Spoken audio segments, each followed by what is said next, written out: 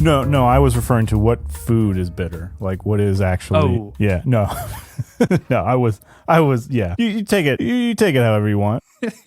Bitter chocolate. Yeah. Bitter irony. Bitter irony. Yeah, what else is there? I don't know.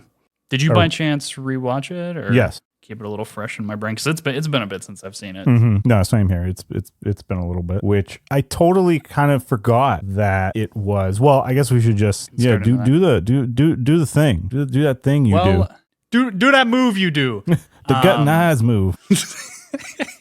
Yeah, so if you're joining us on this fine Thanksgiving week that is this week, I appreciate you sharing our airwaves in your either your car, if you're traveling to some friends and family. I'm thankful for all you. I'm thankful for Han. For this week, we wanted to do a Thanksgiving themed movie, of which there are a cardinal few. Yeah, that was kind of strange. It was one of those things when you mentioned it, I hadn't even thought about it. I was like, oh, we need to do something for Thanksgiving, you said, and I was like, oh yeah. And it was one of those things, much like how I guess even the holiday itself has kind of become the halftime between Halloween and Christmas. Yeah. I couldn't think of many movies that come to mind when I think of Thanksgiving. I think more the parade, the holiday itself. But yeah, I struggled to find something. I often think of Thanksgiving comes to mind when I think of Thanksgiving. You just had this eloquent, thankful speech, and you think of Thanksgiving. Yep. See, just see, at least I was honest here. No, yeah, I thought that Planes, Trains, and Automobiles would be a good one to do because it's the one that I think is the most popular. Yeah, no, absolutely. And I didn't even stop to think that it probably has become a Thanksgiving tradition for some families out there. It hasn't been for me, but I didn't even think of that having rewatched it again. I'm like, oh yeah, this does take place during Thanksgiving. I had to remind myself. It's been a while since I had seen it. Yeah, and I think John Hughes, a lot of his writing, and obviously not like the teen movies that he made, but a lot of the more adult pieces of writing that he did were very much centered around the holidays a lot of the time. Yeah. And I think that for a lot of them like this, like Planes, Trains, there's that even keel balance between hard serious drama and just total slapstick comedy, and it pivots such hard weight on both sides of that seesaw perfectly in the ones that he does that. Yeah, was this the first movie he did that was away from the more teenager based storylines? Well, no, I think the first one that he did, or at least the first one I'm aware of that he did, Mr. Mom, was kind of in that vein. Yeah. It was not as developed in those tones, but I love Mr. Mom. It's one of my all-time faves. I think that movie is absurd in the best ways. But yeah, Johnny Hughes, man, he is the dude for the holidays. I mean, you think of some of your favorite Christmas movies. I mean, he was somehow involved, like Christmas Vacation, Home Alone. He was at the centerfold of both of those. What else am I thinking of? There's another one. I'm forgetting. In terms of his movies? The Holidays. I don't know, but it's I mean, he is the dude. Well, this one, yeah, this is a big one. Uncle Buck's not really a holiday movie, but it has that family vibe to it. Yeah, well, they all certainly do. Yeah, that's the other thing though. Is I think Planes, Trains, and Automobiles is kind of in a lot of ways a John Hughes Nexus movie. It's especially in terms of casting, it's you have the old man on the airplane was in. This and Home Alone have a lot of crossover. Yeah, Home Alone and Ferris Bueller, in terms of casting, have a lot of crossover. Yeah, which is that the same house in the movie? It is in fact the exact same house. Okay, that's what I thought. As I was watching it again, I'm like, oh, I know what one. Oh my god, wow, we need to retire now. I can't believe we forgot when you were saying holiday movie, Christmas Vacation. I just said that. You did? You're not listening to me. I didn't hear you say that at all. I said some of the best. I can name two movies, and that was one. I heard Home Alone. I said Christmas Vacation and Home Alone. Oh, I didn't hear that. I did not hear that one. I love it. I did. I seriously. Two movies. It seriously didn't come through. It did not. It didn't make its way through the radio sphere. It got lost in translation. Perfect. Do that again. I didn't see that. Perfect. I didn't get a good look at it. Perfect segue. segue into the movie itself. Let's talk about let's not maybe forget what just happened. Do not pay attention to that. Let's just. I'm thankful for my ability to sometimes remember things. I'm certainly not going to stand on a high horse. I'm pretty sure I did it last week. I forgot something you said. Well, in my defense, I was trying to figure out what was the other movie you were trying to think of. Was it Dutch? Was the other one you were trying to think of? Yeah, that is a John Hughes. You're right. Yeah. I completely forgot that's a John Hughes movie. And I just don't. Yeah, that's a great one. I think that one's a real underrated gem.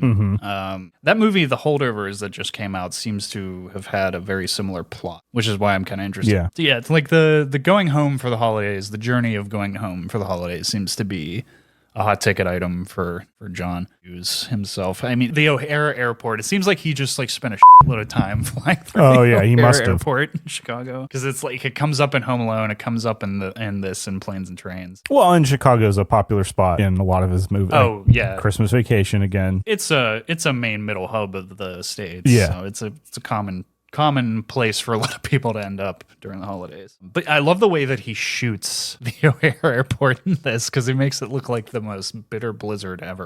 Well, one of the first. So let's get into it here. So the first thing I noticed rewatching it that again I really enjoy with older movies, older films is, and I've said it a lot, is just the pacing, the editing of the scenes, or like how this movie is only about 90 minutes long. I think 90, 95, 94, 92, somewhere around there. Yeah, somewhere in there. Which is refreshing, I think, honestly. I feel like we're in an era where like a movie has to be like 2.5 hours or more. And that, or it's like the turnaround through the post-production process is expected to be lickety-split. Yeah, lickety-split. And I don't think that's very conducive to a very efficiently paced edit. Mm-hmm. No. And I think that, I don't know if that's just like a side effect of how things are consumed now with like streaming and series, and like you have all these different things, much more so than when this movie came out back in 87. 87. Yeah. So definitely a different time in terms of where you could watch movies and when you could watch them. And the on-demand probably wasn't nearly as,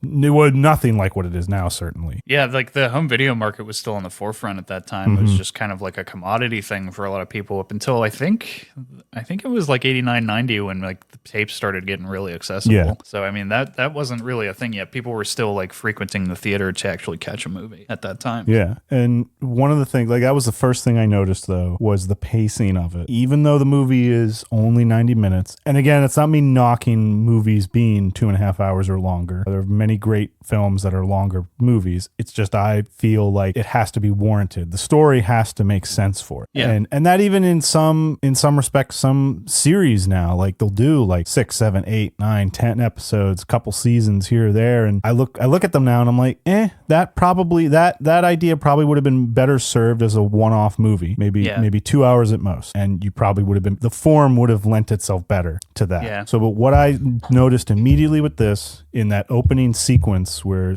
Steve Martin's character Neil is in the boardroom, whatever you want to call it, with all the other madmen. Yeah, and there's the guy. Did they ever give that guy's name? Who's looking at who's Ferris Bueller's dad, or who's like the actual like head of the company? The one who's the head of, who never says a word in the opening scene. He's staring. I don't think at that they do. What I guess are going to be in the magazine ads or whatever they're going to do for their marketing campaign. Yeah, because like in the meeting itself, no words are spoken, and then afterwards, I think like the initial walking out, he's something, so many hours and like and then to say we'll reconvene after the holidays, or something like that. But that little scene, the fact that it was mostly played in silence, and again, that makes perfect sense because in a situation like that, it's definitely something I think a lot of us have been through, be it in a boardroom or some other situation in everyday life where you're stuck in silence waiting for someone to make a decision, and like the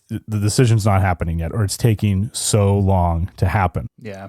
especially with the company like that. I felt that in that short little scene, yeah. And I attested to obviously the performance and the writing, but the editing as well. And it's something I just noticed immediately. I'm like, man, they do not, at least as far as I know, more mainstream stuff does not edit this way much anymore. I don't think. What are your thoughts on that? No, everything seems to be a little less stylized in a lot of ways. I think some of that stuff anymore in certain channels is seen as hokey or dumb or not good. So I think that all that comes down to taste. And when you have money in the mix, it's not everybody's creative choice is the final buck, as it were. Mm-hmm. I do love how this one is just kind of like a straight down the narrow comedy of errors. It's like, how many things can we throw at these two guys to just really just screw up their life? And it's funny. I love the scene where it's around halfway through the movie where Dell is asked by Steve Martin,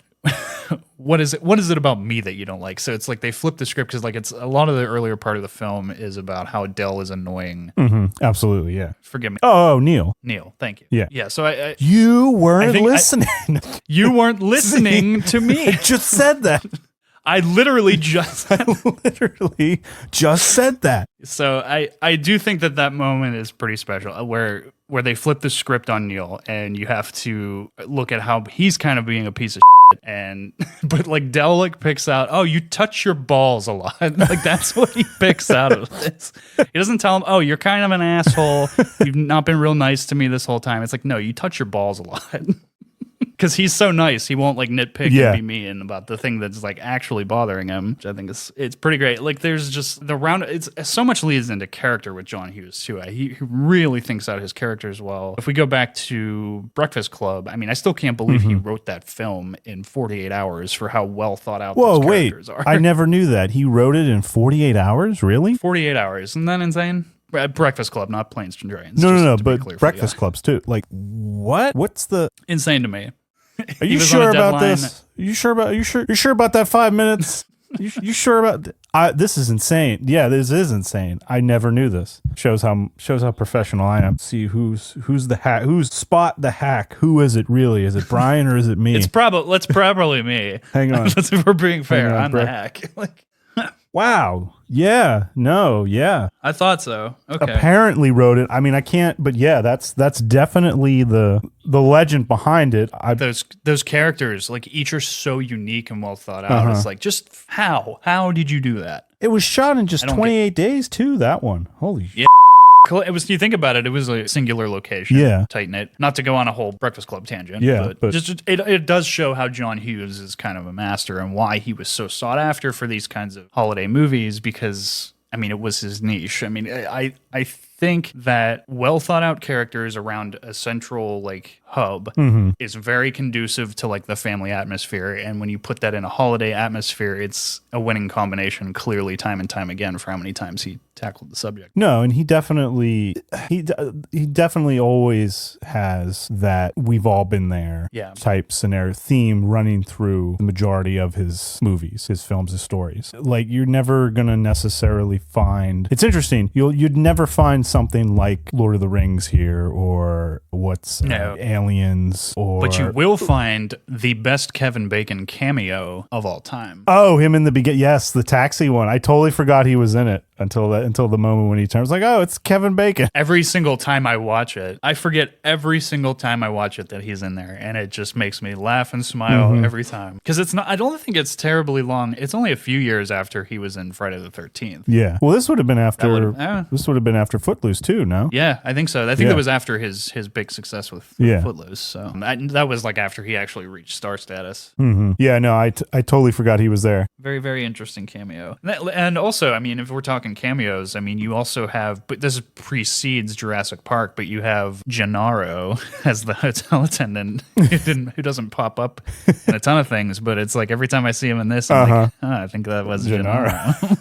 But yeah, one thing just to finish off that thought. It's not to say that I don't think that John Hughes couldn't have written a Lord of the Rings story or something in that with more of the fantastical elements in them that you see a lot today. But despite even in spite of the fact that his stories are much more grounded, wholesome, or like everyday life that we all go through, that magical like realism is still there. If that makes sense, what I'm saying. Even I don't know sometimes what I'm saying. You sounded like you were getting your foot out of your mouth, but you didn't have it in there to begin with, so I don't know why.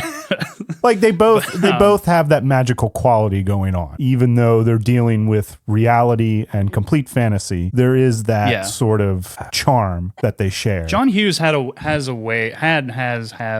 he dead? He's dead, right? Even I know that. Well, I don't know, all right? Okay, we shouldn't be laughing about it. Yes, he is.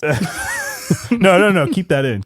Yeah, no. I want to say he passed away 2008, 2009. I want to say I want to say maybe right at the end after would have been my last year of like high school going into college. I want to say somewhere around there. But I mean, he knew his talents for sure, and he knew where to focus his efforts, and I think he was as valued a producer in some respects later on in his career, which is cool. Yeah. But the few times that he helmed solely and directed, this being one of them, I think he really nailed it, because I think he's more well known for his writing as a writer tacked onto projects, but he did tackle a lot of other big positions in filmmaking and nailed all of them every time. It's just like he was one of those ones that just could kind of do it all. No, and that's tough. I mean, even then, especially now, to not only write your own films but direct them and then be able to produce as well and navigate that landscape, which is already difficult to begin with. There's very few people I guess I would have to put him right up there in terms of that aspect with like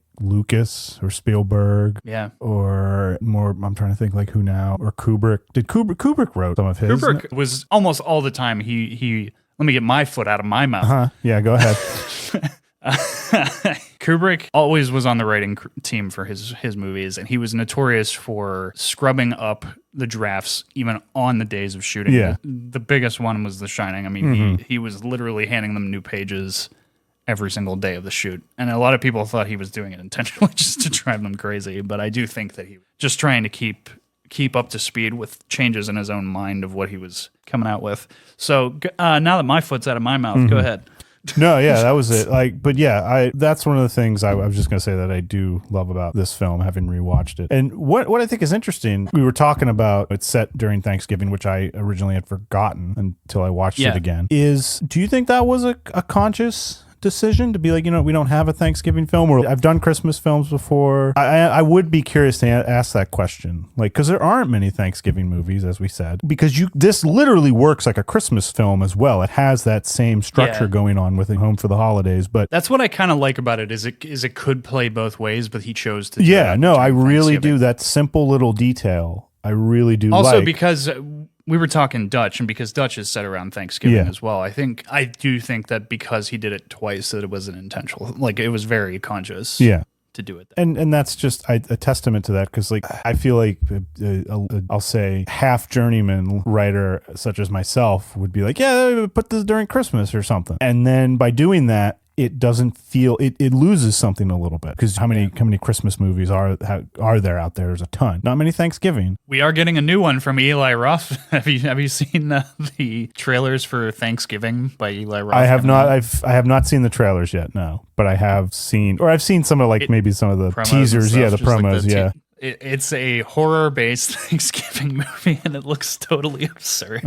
So people are definitely still experimenting with the Thanksgiving movies, at least. Maybe that's one of the things out there, is who can take the Thanksgiving movie throne. I guess this one, I'd have to say, it probably has it at the moment. Yeah, at least in terms of, maybe it's nostalgia, maybe it's karma.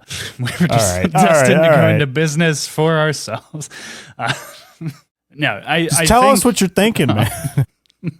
I think it might be nostalgia. I think it could be inertia, whatever you want to call it. Is a lot of people come back to this one on Thanksgiving, rewatch it. I know a good few number of my friends who post it as a cover photo or whatever have you on social media and stuff.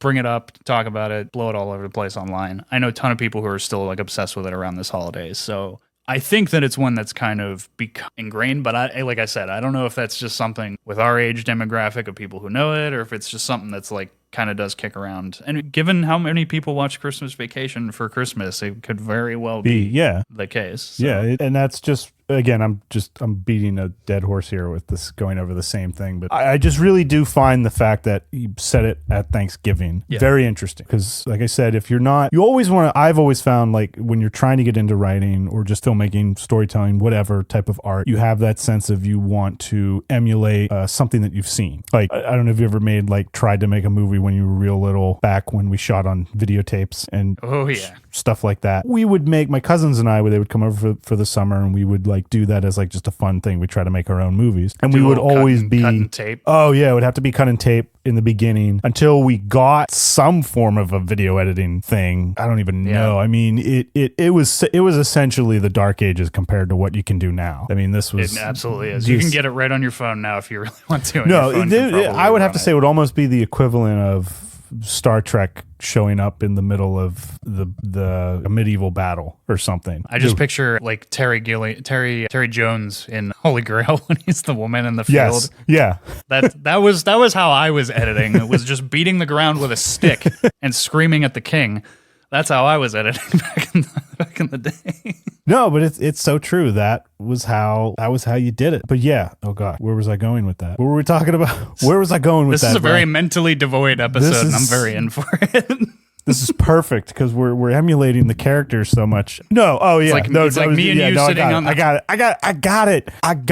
Well, now I got to make you forget it. No, because it's no fun if we remember it. No, I got it. I got this now. So yeah, no, it was just to put the little button on my point there that you tend to like want to emulate something you've seen or copy it, and you're not trying to do it in a mean way or try to steal a way. You're just doing a malicious way. Yeah, malicious way. Thank you. It's a heartfelt thing, knowing that I really love this particular thing. I want to make my version of it, and it's not until you start to get more into the process, and if you take it seriously enough, then you start to. That's where they say like developing your own voice or style eventually will come from, is then you start to be like, okay, I got to make my own thing now. I can't just make my planes, trains, and automobiles and call it, I don't know, Twitter, Ubers,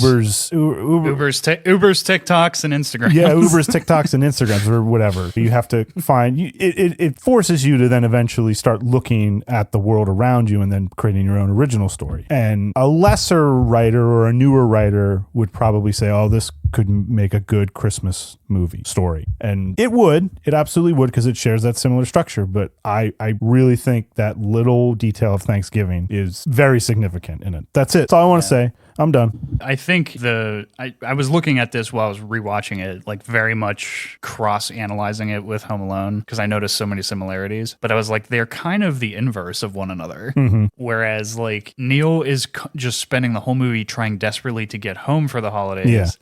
Kevin did the exact opposite. He stayed home when he didn't want to.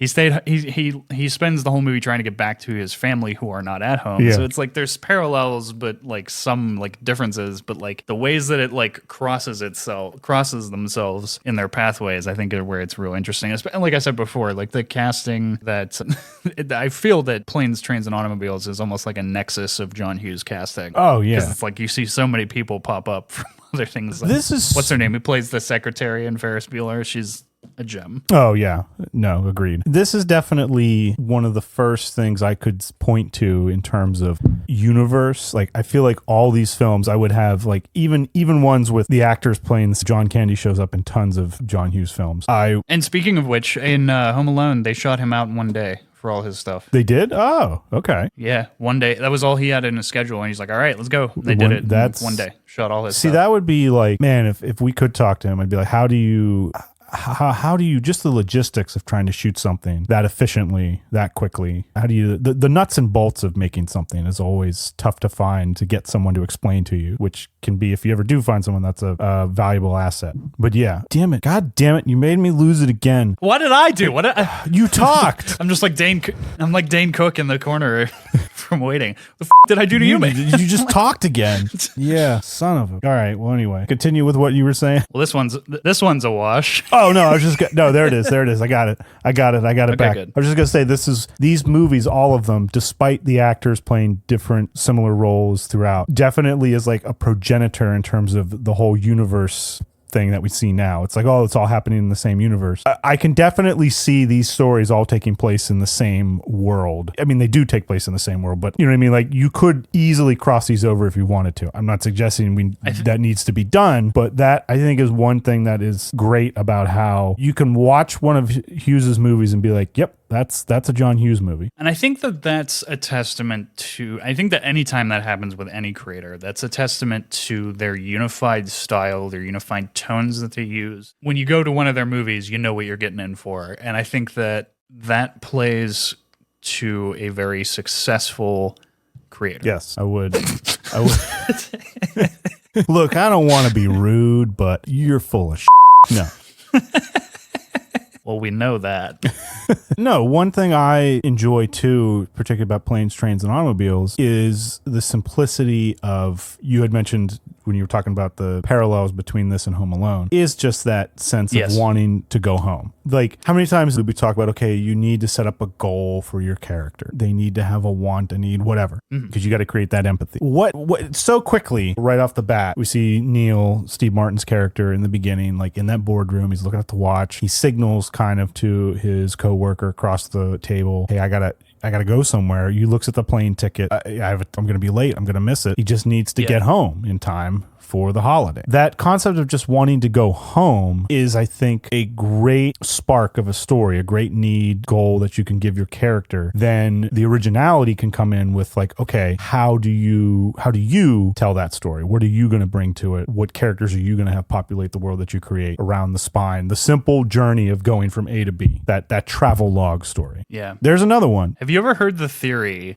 and this is really dark, and it's like not meant to be taken seriously, but it's kind of like a dark, morbid take. Okay. It's like, is Dell's wife in the chest? Wait, what? Because they never show you what's inside. Oh, Dell's his crate. His crate. It's apparently so Neil, heavy that it's causing a big problem for the two of them the whole time because it's so heavy. It's like, oh, what's in it? And then that raised the question: is her dead body in it? I've never thought. Is this like a thing? Is there like a Reddit or like it's a thing, ongoing thread? Yeah, there are like threads and theories out there on this. I've never. I think it's one of those things that's just like fun to talk about and fun to speculate, but not to be taken seriously in any way. But it's just like, that is kind of like an interesting oversight from the script. Like, that is true that they never like he never goes in it too. I'm trying now, even having just I went back when I was watching through it this time. I was looking specifically for this, and they do not ever show you once what's in there. He doesn't even allude to anything. Sort of hints. Doesn't John Candy? Yeah, there's no kind of hint as to what's in there, but I think like the actual like insinuation is it's all his earthly possessions that he has with him, so that's why it's so heavy. But it's still fun. Yeah, I mean, it makes funny sense to think about it. Yeah, him being not having any place to go at the moment, it would make sense that he would carry. But yeah, that is even the small detail. He's a shower curtain ring. Yeah. Not even a shower curtain. It's the rings. The scene where he's selling them all to the women as earrings kills me. It's so funny because it's such a staple to a bygone era. It's like you can't get away with that now. Everybody be on their phone. Oh no, and that's one thing too. That's another detail I loved. Him being he's a salesman, but you take that one next thing, you kind of give it that little twist. He's a curtain ring salesman. Yeah. I love how on the plane, he pulls out his little badge that has like all the things. It made me think of the Seinfeld scene when they're getting the shower heads out of the back of the truck. There were a couple things in this that reminded me heavily of Seinfeld. Mm-hmm. I can't remember what the other ones were. I should have written them. But there were a few. It has that similar humor sometimes. I just found little details like that can help drive your story, make it make it better. Also, Dylan Baker's character in this, I forgot about that, and it just destroyed me this time around. I was laughing so hard. Where he's just like, he's like sucking the air through his nose like that. I could not deal with it. And him like talking about how his wife is just like, she's small, but she's strong.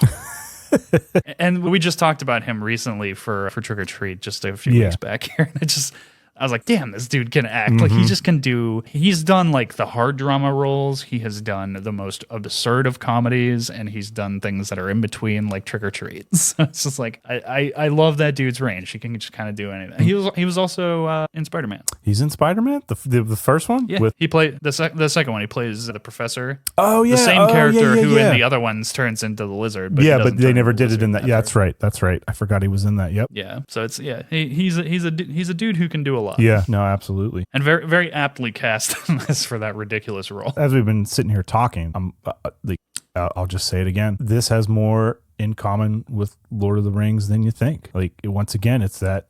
All right, let's go down this spiral. Yes. I want to know specifics here. Well, I'm just talking like structure of the story. It's a travel log, and they're the hobbits taking the ring. Yeah, to destroy it. He's a curtain ring salesman.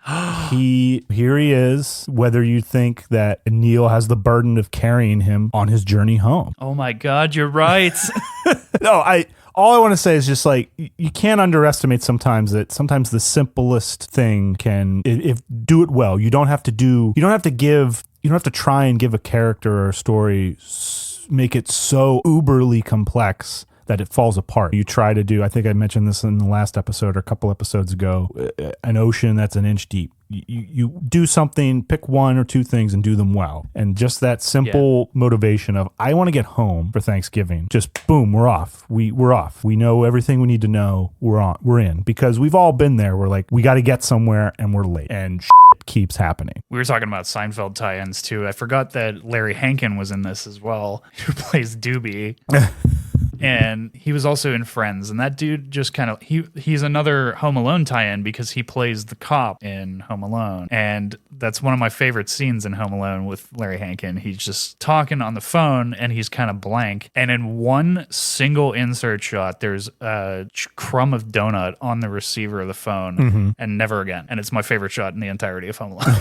Well, and what I like too about it, I mentioned it before, is that relatability of planes, trains, and automobiles. Yes, I can say I don't think I've ever necessarily been in an airport and looked across and seen someone reading the Mounted Canadian novel, which I've always, like, I remember watching this when I was more younger. I did not get the joke there at all. Like, didn't understand what was happening. I was just like, Mounted Canadian, what's happening? I don't understand this. Watching it again, I'm like, oh, okay. Yeah. But you've had those moments where you might make eye contact with someone that you're staring at across from, like, while you're waiting for your plane or whatever, and you see somebody and they're reading something and it's like, what the hell are they reading? It's almost like this was before. Have you ever seen those videos now where people will, like, everyone's got to have a joke going on, and like they'll go out and they'll put like a fake book cover over, like, oh, so you have anal fissures or something like that, something really ridiculous, just to get people's reaction. Or if you have a copy of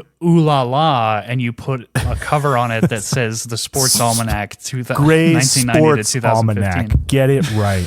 God. You don't even know. That's just one of the things that I think is another great little detail about Planes, Trains, and Automobiles. That particular scene. It is. And Dell's monologue, too, whenever they really have it out in the hotel room the first night. And Dell's whole monologue of, you want to hurt me? It still hits so hard. And John Candy, man, he could act. Like, he could do the slapstick humor, but also, like, gut your soul when he needed to. Yeah, and I always do enjoy the gentle reminders, the better side of humanity in Hughes's films. He at least always tries to appeal to the audience to choose that route. Because when you look at the emotional core between Neil and Dell, between Steve Martin and John Candy, whose both performances outstanding. I mean, you can't deny that. Can't even deny. Yeah. Growing up, I remember I was in a small group here who did love watching this movie over and over again, at least in my own household. But I remember everybody who would argue with me about it it being a good holiday movie was they kept saying that Neil's character is just a jerk. And I mean, yeah, he is, but that's part of the charm of the movie, in my opinion. It shows that there is that better nature even in someone who's such a jerk. Well, yeah, and I would argue that that's part of this could be sort of the King Lear type scenario that I don't know if Hughes was trying to get at with this movie is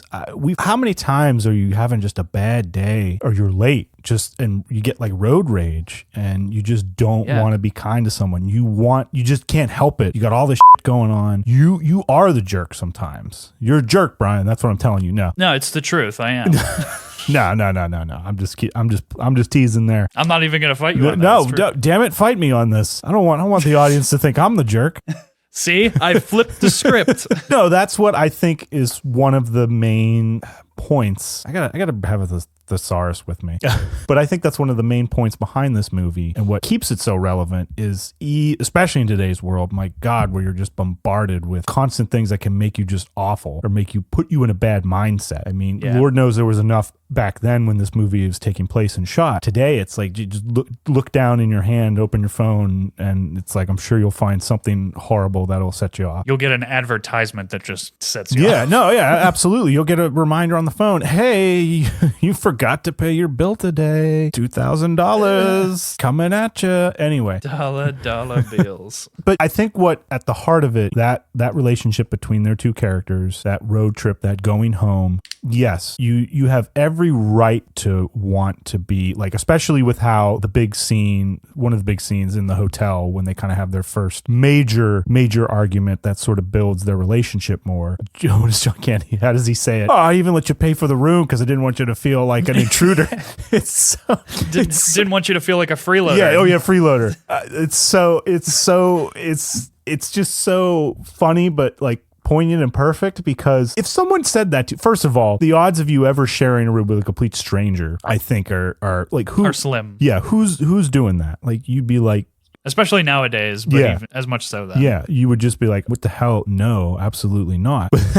First, if that stranger said literally that line, you would think this person is crazy. I am going to go sleep out in the lobby on the floor or go down and sleep on the couch or wherever. Well, I do think it kind of touches, like we were saying, it kind of relates to a lot of that Seinfeld style humor. Well, it's like Dell's character traits are he's cheap, for one thing, and that touches on a lot of George Costanza area humor. Absolutely. Just by association. So I think that like a lot of that flavor comes from there, but it's like also just like that this movie relies on having to deal with people. Yeah. And I think that so much of Seinfeld is having to deal with people. The one difference though being between George's character and Dell's is Dell doesn't have a home to go back to. Well, neither does George. Well, yes, he does, and that's through his own, but okay, true. He's got an apartment. Hey, he put out 2. He shouldn't have. My name is George. He put out 2. Why did I put out 2? Why did I put out 2? He should have went with evens. But yes, I think that's what I really think is the staying power of this film is that if you look at yourself, I say like the King Lear thing, this kind of holds a mirror up to you. If you can see yourself, I know we're not all marketing executive agents or whatever, but if you can see yourself as Steve Martin's character Neil, it's so easy and justifiably so to be a jerk in every day. And you could come off as a jerk even though you're not necessarily trying to be to other people and strangers that you see just walking by or I mean, God, how many times do people feel the need to troll on the internet or comment now? It's so easy to go down that road. And many times like I said, you would not be wrong into doing so. Certainly if someone like twisted it and gaslight you into thinking that you paying for the room was out of the kindness of their heart, you'd be like, what the hell are you talking about? I'd probably lose my shit. But through all that at the end with Neil allowing Dell or inviting him to come for Thanksgiving dinner, I think that's poignant in the sense of like Hughes saying, hey, choose if you can. It's harder. I know it's a harder choice, but choose that better option of being kind to someone else because every character has a story. You just might not know what it is, and you have to listen. Like John Candy says, I'm a listener. So that right there is touching at the heart of not just Planes, Trains, and Automobiles, but a lot of John Hughes's work. Yeah, I would agree. I think that I lost my. I'm sorry. Sucks, doesn't it? It does suck, and I hate it. You interesting reaction. What Interesting reaction. what does it mean? Another opt November movie. Yeah, that's one. Yeah. That I don't know where that one technically ever falls, but yes, you could say that's maybe a Thanksgiving movie. No, because It's kind of just like, I think it's like it's just an everything between Halloween and Christmas movie. It's like the whole shebang. And I think that's the genius of that movie. yeah. But anyway, we're not talking about that movie. So first of all, have they ever thought about remaking this? Has this ever worked its way through the... Not to my knowledge, Okay. but it wouldn't surprise me. I know that there was a push at one point to go after a lot of John Hughes movies, but Yeah. I think that they quickly realized that they didn't have the mojo. Because I know Home Alone has been remade and made again countless times now. Oh, the big remake, the one that they did for Disney Plus. Yeah. Maybe that was when they were like, yeah, we got to put the kibosh on this one. So the reason I ask that, whether or not they're true or rumors, whatever, if you did remake it today, could you even? Because I'm thinking, you'd have to really, I think, restructure or try and, because it would be so much harder for me to buy, not being able to get there sufficiently with the fact that, like, I mean, you can literally check on your phone right now and watch a plane flying in real time, where it is at any moment. Get over the globe. You can get Ubers. You can get hotels. It's easier. kind of, you kind of can't make this movie now because it's just, there's too many convenience. Yeah, the solutions to convenience all is these like problems. some of the problems that he runs into, Neil and Dell, as they're going through this little journey home. That you wouldn't. I don't know. It wouldn't be as difficult, I think. And credit, yes, some of the incidences that they're running into is a little bit more exaggerated for the sake of the drama. Absolutely, I'm not saying that we all go through that same thing that they do, even back in the '80s. But if you did it today. Yeah.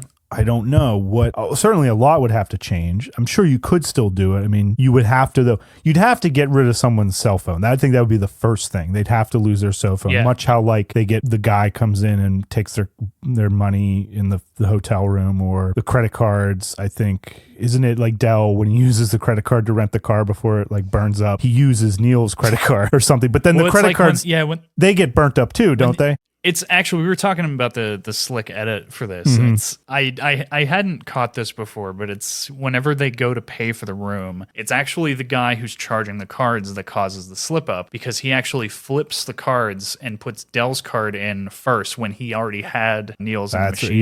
Yeah. And he switches it and changes to do Dell's first, but then he puts it on the table, but Neil grabs it thinking that's his and doesn't Mm-hmm. think anything of it. But it's like the edit is real clever because they make that very apparent. Yeah. So yeah, you'd have to do something with, first the cell phones have to go, I think, if you were going to do this. Because otherwise I'll just get an Uber. Yeah, I feel It's like no the big cell deal. phone is just too, that's one of the big tools that just solves a lot of the issues that these characters run into. Not all of them. You could still do it with a cell phone, I think, but I think that would, Enough so that it wouldn't be such a comedy of errors. yeah, that comedy of errors would be much more difficult to pull off in it. It was just interesting to watch and be like seeing cordless phones again and like pay phones. It's like, wow, it feels like almost a fantasy world in some respects. Yeah, it's like I'm hard pressed to even remember those times. Honestly, it's been so long. I know it's one of those, like, you think about it and you're like, that definitely happened. I remember it, but yeah, it's been a while now. It's like I don't even know where I would go without my phone. I mean, it's constantly on me. Yeah, I feel weird if I lose it. So and I guess that once again harkens back to the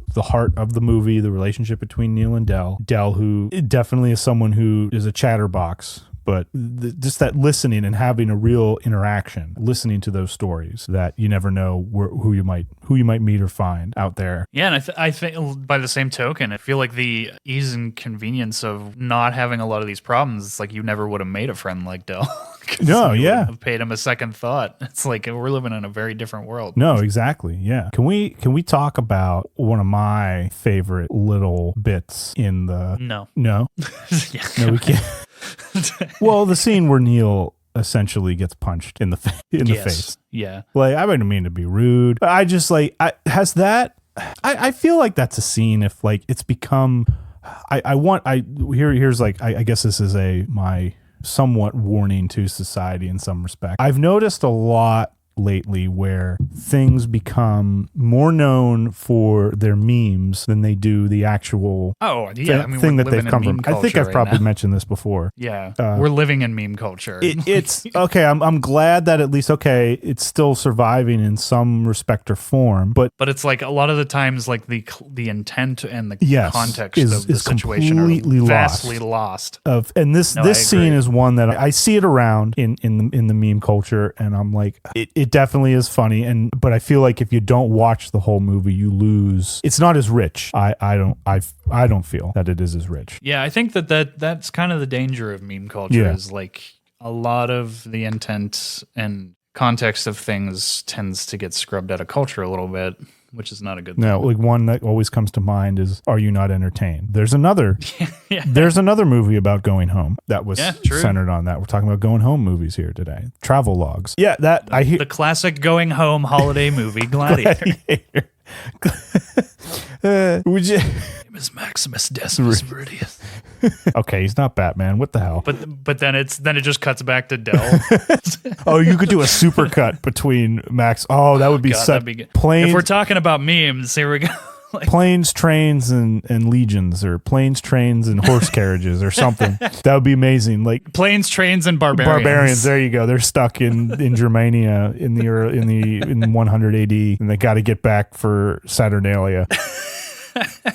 Anyway, just what I was gonna say. Like I'll hear that a lot. Like, are you not entertained? And people are doing it as in like a boastful way, in the sense of, or to be funny or jovial. But if you go look at the actual scene, he's mocking them. Russell Crowe's character, he's mocking them by doing that. I mean, he literally throws a sword and could probably kill somebody in the crowd. He barely misses, but it's meant as a mockery to them. Like, how horrible are you people to get? He left the pit just to mock us. But yeah, no, the scene though made me think of that. A great scene when he's up there towards the end. He's at the end of his rope, Neil, and it's just something I thought about when I was watching it. So I highly encourage to rewatch Planes, Trains, and Automobiles if you can, especially for this season. Yeah. It's a great flick. I think it's one that's deserving of some resurgence, and I think given John Hughes' intrinsic nature of just getting the holidays right, I think this one is kind of deserving of a Thanksgiving kingship, if you were. Yeah, no, I would too. And especially, I'm going to try and maybe try to watch it more often, maybe around Thanksgiving, given that it's hard to pinpoint or pick out a Thanksgiving movie. It is. I mean, this and Dutch come to mind. But I think it's just that John Hughes holiday vibe that gets those both in there so much. But I think of Christmas Vacation, which was also a John Hughes tie-in. That's one I watch pretty much every year because it's just that good. Yeah, no, same. So I don't know. It's something about that John Hughes style. Something about like you said, the going home for the holidays that just it hits the chord, and it's good around the season. No, absolutely. And just remember, if you find yourself Friday night sleeping in bed and you're not sure where your hand is, you think it's between two pillows, but I was not sure where you were going with that. I didn't know how else to squeak that one in there. Oh, it squeaked. John Hughes has a way. Is he dead? He's dead, right? Even I know that.